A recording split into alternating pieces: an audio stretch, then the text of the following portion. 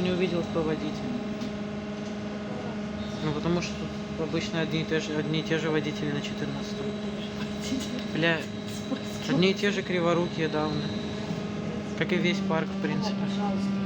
Я тебе говорил, четвертый это быдло парк. Да, записываю, ты же говоришь. Четвертый это быдло парк называется.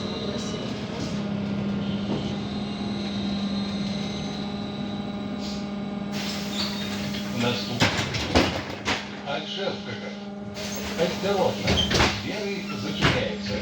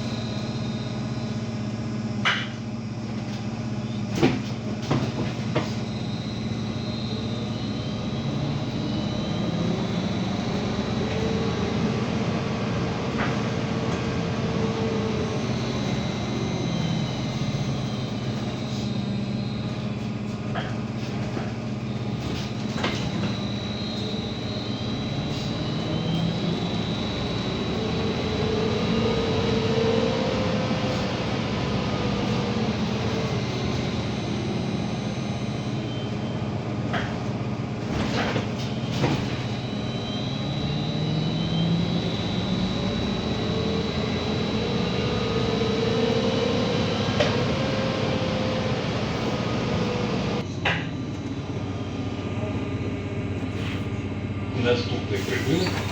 Поїхали.